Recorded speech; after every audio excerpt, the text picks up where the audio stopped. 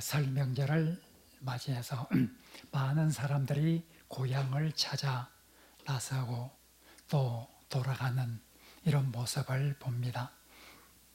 고향을 찾는 사람이 얼마나 많은지, 고향을 찾아 원래 살던 곳으로 돌아가기까지 길에서 많은 시간을 보내야 하는 이런 상황이 벌어지고 있는 것을 보면서 참 사람들은 고향을 사랑한다 하는 생각을 해보게 됩니다. 고향은 과거에 자기가 출생하고 자랐던 곳이죠. 그러나 고향은 우리 마음속에 항상 현재에 있는 것이 또 고향이기도 합니다. 고향은 단순히 과거의 일뿐만 아니라 현재 우리 마음속에 살아있는 곳입니다. 그리고 앞으로 미래에 언젠가 그곳에 돌아가 보고 싶다고 하는 이런 소망을 가지고 있는 곳이 고향이기도 합니다. 고향은 우리 마음속에서 과거와 현재와 미래가 어우러져 있는 그런 상태로 우리에게 다가옵니다. 고향 하면은 고향에서 어렸을 때 보았던 정겹던 그 산과 물을 생각하게 됩니다. 들판을 생각하게 됩니다. 그 고향의 역사와 그 고향의 문화도 함께 기억하게 됩니다. 그러나 고향하면 무엇보다도 사람들을 기억하게 됩니다. 고향 사람들. 고향 사람들을 생각을 하면서 고향을 그리워하기도 합니다. 고향을 그리는 많은 그림들이 있습니다. 고향을 그리는 많은 시조와 시와 소설과 같은 문학작품들이 있습니다. 고향을 그리는 노래들도 많이 있습니다. 고향의 봄이라고 하는 이 노래는 어린이들을 대상으로 만든 것이기 때문에 동요에 해당되지만은 실제로 어린이들만 부르는 것은 아닙니다. 그 노래는 나이 많은 사람들도 고향의 봄을 그리워하면서 부르는 그런 노래가 되었습니다. 고향 생각이라고 하는 가곡은 그 노래를 부르면서 향수에 젖도록 만드는 이런 힘이 있는 그런 가곡이 되기도 합니다. 많은 노래들 바로 고향을 노래하고 있습니다. 우리의 마음속에 고향이라고 하는 것은 결코 떠날 수 없는 그런 실체로서 우리 속에 남아있는 것을 우리는 경험하고 있습니다. 오늘 시편 87편은 시온에 관해서 찬양하는 그런 노래입니다. 그러나 이 노래는 다른 한 면에서 보면 고향에 대한 노래입니다. 고향을 노래하는 그런 찬송이 시편 87편이기도 합니다. 시편 87편 기자가 고향에 대해서 노래하는 이 내용을 우리가 설날을 맞이해서 고향 생각을 하는 이 설날에 우리가 살펴보는 것도 유익하리라 생각이 듭니다. 시편 87편은 시온을 노래하는 그런 시입니다. 오늘 본문에 보면 시온이란 말이 계속해서 반복이 됩니다. 이 시온, 우리가 잘 아는 대로 시온은 예루살렘 성이 터잡고 있는 한 언덕을 가리킵니다. 예루살렘 전체의 성이 시온산 위에 있는 것은 아니라 할지라도 시온산은 예루살렘 전체를 가리키는 그런 상징적인 표현으로 사용하게 됩니다. 뿐만 아닙니다. 시온은 때때로 이스라엘 나라를 지칭하거나 이스라엘 백성 전체를 지칭하면서 사용되기도 하였습니다. 시온이라고 하는 이 산의 이름, 예루살렘을 떠받치고 있는 이 산의 이름은 예루살렘 전체를 가리키는 그런 용어로 때로는 이스라엘 국가나 이스라엘 민족 전체를 가리키는 용어로 사용되고 있습니다. 오늘 본문은 이 시온에 관해서 예루살렘 성을 가리키면서 오늘 시온이라 이렇게 찬양을 하고 있습니다. 그런데 이 시온에 대해서 시편 87편은 이 예루살렘 성은, 시온에 터잡고 있는 예루살렘 성은 바로 모든 사람의 고향이라 이렇게 말하고 있습니다. 모든 사람의 고향이라. 4절에 보면 라합과 바벨론, 그리고 블레셋과 두로와 그리고 구스와 같은 이런 나라들이 다 거기서 났다. 거기서 났다. 거기서 났다란 말이 4절, 5절, 6절에 계속해서 반복됩니다. 이런 뭇 나라들이 거기서 났다. 이렇게 말합니다. 이 사람 저 사람들이 나는 거기서 났다. 이렇게 말하고 있습니다. 하나님께서 모든 민족을 등록을 하실 때 한 사람 한 사람에게 너는 거기서 났다. 이렇게 하나님께서 말하고 있습니다. 거기서 났다. 계속해서 반복되는 거기란 것은 어디를 말하고 있을까요? 문맥으로 볼 때 시온을 가리킵니다. 예루살렘 성을 가리키고 있습니다. 거기서 났다. 거기서 출생을 하였다. 네 고향이다. 네 고향이 시온이고 네 고향이 예루살렘 성이라 하고 말하고 있습니다. 거기서 났다. 실제로 라합, 바벨론, 그리고 구스와 블레셋, 두로 이런 나라 사람들이 예루살렘에서 출생을 했을까요? 결코 그렇지 않을 것입니다. 그러나 오늘 시편 기자는 그 모든 나라 사람들이 다 거기서 났다. 시온에서 출생을 하였다. 이렇게 노래하고 있습니다. 모든 사람의 고향이다. 이렇게 말하고 있습니다. 시온은 모든 사람의 고향이다. 모든 인류가 그곳에서 났다. 하나님께서 한 사람 한 사람 그 주민을 등록하면서 너는 내 출생지가 시온이라 거기서 났다. 이렇게 하나님께서 말씀하시고 이 사람 저 사람도 나는 거기서 났다. 이렇게 말하고 라합, 바벨론, 블레셋, 구스 그리고 두로와 같은 이런 모든 나라 사람들이 나는 거기에서 났다. 이렇게 말할 것이다 하고 오늘 시편은 말하고 있습니다. 라합이라고 하는 나라는 이집트를 말하는 표현입니다. 이렇게 여러 나라들, 이런 여러 나라들이 시온에서 났다. 시온을 고향으로 가지고 있다. 이렇게 말하고 있습니다.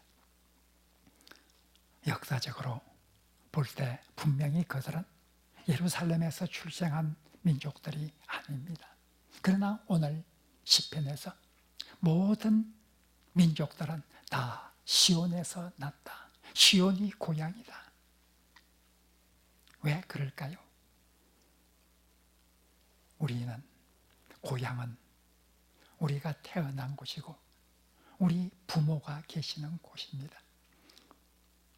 부모로부터 태어난 곳, 그곳이 고향이기 때문에 부모가 계신 곳이 곧 고향입니다.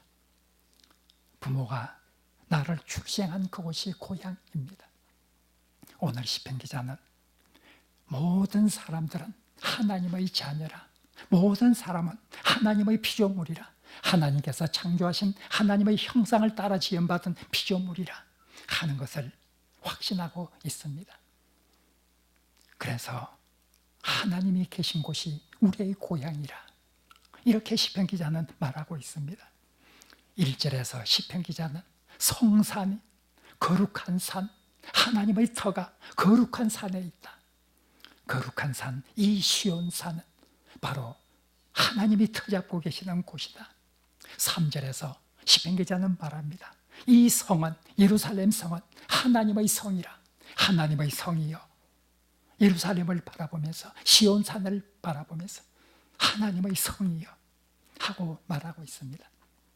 하나님이 계신 곳, 그곳이 바로 우리의 고향이라 하고 말하고 있습니다. 우리는 하나님으로부터 창조되었기 때문에 우리를 사랑하시는 하나님, 그곳이 바로 우리의 고향이라, 이렇게 시편 기자는 말하고 있습니다. 2절에 보면 하나님께서 시온을 얼마나 사랑하시는지, 어떤 거처보다도 하나님께서는 시온의 문들을 더욱 사랑한다. 하나님이 계시고 하나님이 사랑하는 곳, 그곳이 우리의 고향이라, 이렇게 말하고 있습니다. 예루살렘은 하나님의 성전이 있는 곳입니다. 하나님이 임재하는 것을 상징하는 성전이 있는 곳입니다.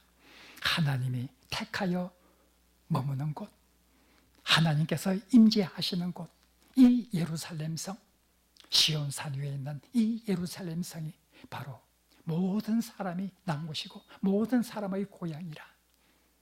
우리가, 우리의 부모가 있는 곳이 우리의 고향이라고 한다면 바로 우리의 창조주 하나님이 계신 곳, 우리를 사랑하는 하나님이 계신 곳, 그곳이 우리의 고향이라. 오늘 시편 기자는 이렇게 말하고 있습니다. 라합과 바벨론, 다시 말하면 애굽과 바벨론은 역사적으로 볼 때 이스라엘 민족의 원수가 되었던 나라였습니다. 이스라엘 민족을 많이 괴롭혔던 나라들입니다. 그러나 그들마저도, 초강대국인 그들마저도, 이스라엘을 그렇게 괴롭혔던 그 나라들마저도 그곳에서 났다. 시온을 고향으로 삼고 있는 나라들이다. 두로와 블레셋과 구스와 같은 작은 나라들도 다 하나님의 사랑을 받고 하나님으로부터 지음을 받고 시온을 고향으로 가진 그런 민족들이라 하고 말하고 있습니다. 모든 나라들, 세상에 있는 모든 사람들의 고향은 하나님이 계신 곳이 우리의 참 고향이라 하고 오늘 본문은 하나님을 노래하고 있습니다.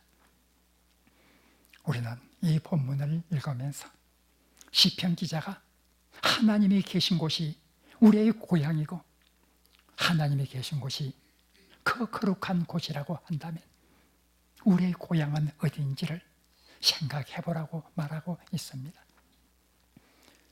하나님이 계신 곳이 우리의 고향입니다. 하나님은 우리를 사랑하기 때문에, 부모 같은 심정으로 우리를 사랑하기 때문에, 아니 부모보다 비교할 수 없는 사랑으로 우리를 사랑하시는 하나님, 우리를 창조하신 하나님, 우리의 아버지 되신 하나님, 그분이 계신 곳이 우리의 고향이라 이렇게 말하고 있습니다. 우리의 고향은 어디입니까?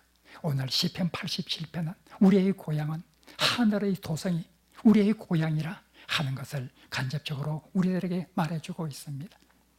천성, 하늘의 성, 그곳이 하늘에 있는 하나님의 도성, 이 성이 우리의 고향이라 하는 것을 잊지 않아야 한다고 하는 것을 하나님께서는 이 시편을 통해서 우리들에게 말해주고 있습니다.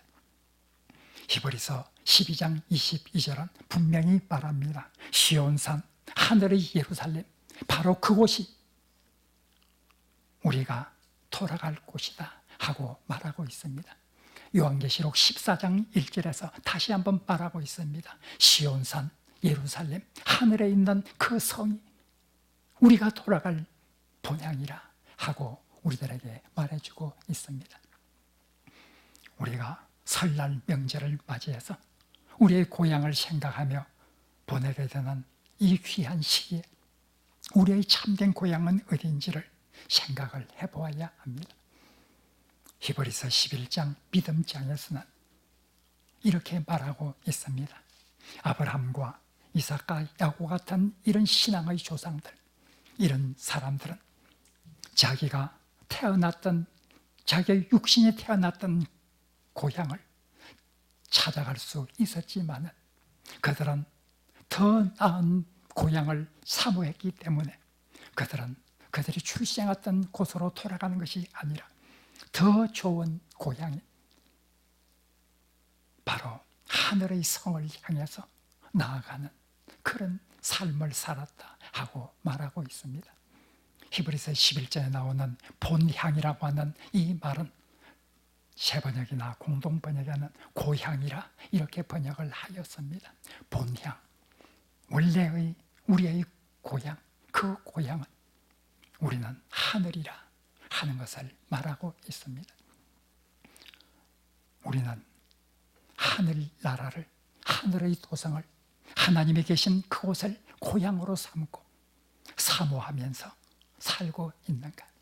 우리의 고향을 그리워하고 우리의 고향을 사모하면서 살아가는 우리 자신의 모습 속에서 우리의 참 고향인 하늘나라에 대한 그런 소망과 하늘나라에 대한 그런 사모함이 우리 마음속에는 얼마나 있는지 생각을 해보아야 합니다.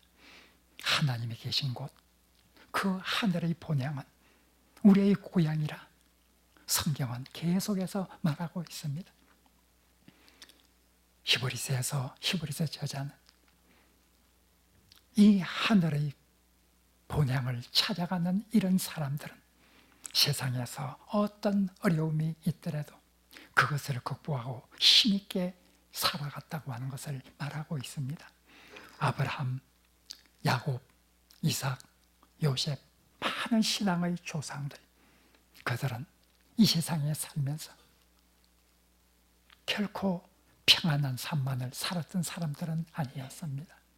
때로는 참으로 환난과 고통 가운데 부딪히기도 하였습니다.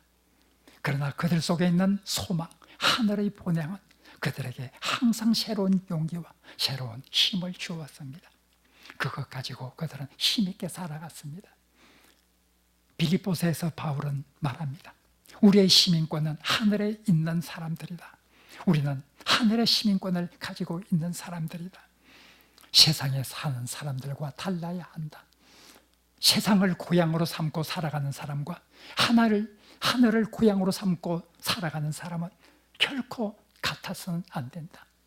세상을 고향으로 삼고 세상에 거처를 두고 살아가는 이 사람들은 세상이 원하는 대로 세상의 풍조에 휩쓸려 살아가지만 하늘의 고향으로 삼는 사람은 결코 그렇게 살아서는 안 된다 하면서 우리들에게 권고를 하고 있습니다.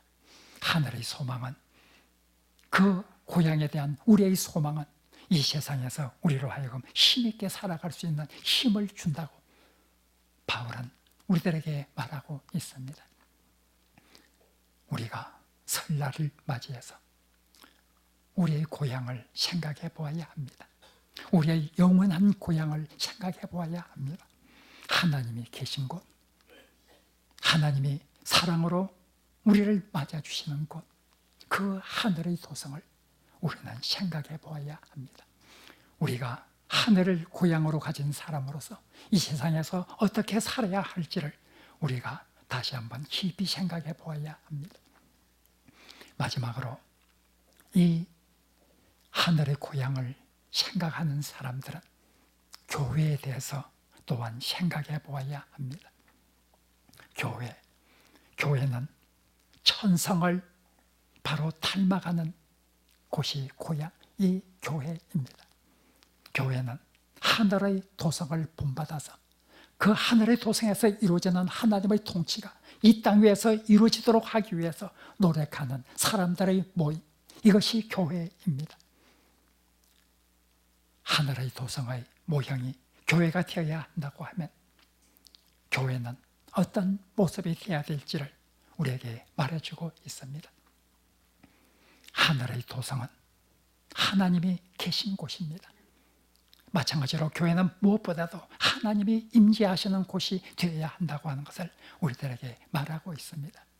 우리가 갈 영원한 고향, 그 하나님의 도성이 하나님이 임재하는 곳이라고 하면 우리 이 땅에 있는 하나님의 교회들은 하나님이 친히 임재하시는 그런 곳이 되어야 합니다. 아무리 교회가 화려할지라도, 아무리 교회가 크고 웅장할지라도 그곳에 하나님 계시지 않는다고 하면 그곳은 교회가 결코 될 수 없을 것입니다. 하나님이 계시는 교회, 그곳이 교회입니다. 세상에 있는 교회들은 하나님이 이 교회에 계시는가 하는 것을 항상 생각해 보아야 합니다.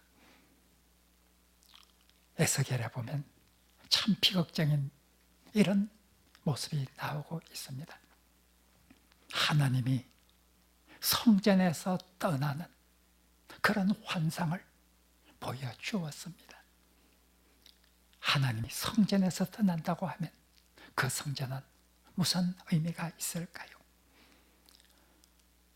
오늘 본문은 우리들에게 하나님은 하나님의 사랑을 받는 곳이라고 하는 것을 말하고 있습니다. 2절에 보면 시온은 하나님이 사랑하시는 곳이라 하는 것을 강조하고 있습니다. 지난 시간에도, 지난 주일 설교 때도 말씀드렸습니다.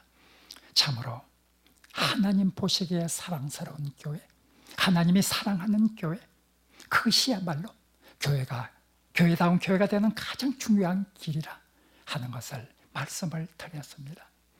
오늘 본문도 우리들에게 말하고 있습니다. 시온이 왜 하나님의 도성인가? 시온이 왜 모든 사람들의 고향인가? 그것은 하나님이 계시고 하나님의 사랑이 있기 때문이라 하고 말하고 있습니다. 교회는 하나님이 계실 뿐만 아니라 그 하나님의 사랑을 받는 그런 공동체가 되어야 합니다. 마지막으로 교회는 또한 모든 사람의 고향이 되어야 합니다. 내가 거기서 났다. 이 사람도 내가 거기서 났다. 저 사람도 내가 거기서 났다. 이렇게 말할 수 있는 고향이 되어야 합니다. 우리가 전도를 열심히 해서 바로 내가 그 교회에서 났다. 그 교회가 나의 영적인 출생지라.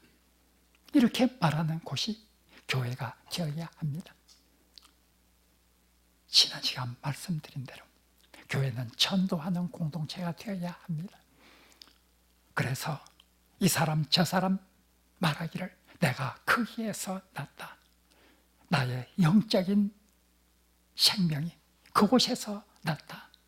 할 수 있는 이런 곳이 교회가 되어야 합니다. 교회는 참으로 우리 많은 사람들이 영적인 고향으로 삼을 수 있는 그런 곳으로 만들어 가야 되는 곳이 우리가 소속해 있는 이 교회입니다. 오늘도 한 시편 기자의 시온을 모든 민족의 고향으로 노래하는 이 시편을 읽으면서 우리의 고향인 하늘의 토성을 생각해 보면서 그 하늘의 토성인 그 천국의 모습을 닮아가야 하는 교회를 생각하면서 우리가 소속해 있는 이 교회도 그러한 교회로 계속해서 발전시켜 나가야 되겠다고 하는 이런 다짐과 결단이 우리 속에 있어야 할 것입니다.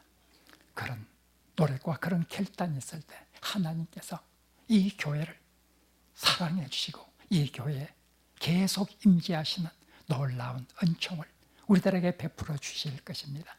이러한 교회를 만들기 위해서 열심으로 노력하는 우리 사랑의 빛 교회 교우들이 되기를 간절히 바랍니다.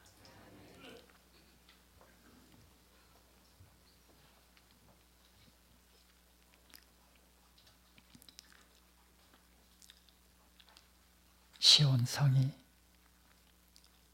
모든 민족의 고향으로 노래되듯이 하늘의 도성이 우리의 영원한 고향으로 노래될 수 있도록 도와주시고 우리 교회가 참으로 하나님께서 임재하시고 하나님의 사랑을 받으며 많은 사람들의 고향이 될 수 있는 귀한 사명을 잘 감당할 수 있게 하여 주옵소서. 예수님 이름으로 기도합니다. 아멘.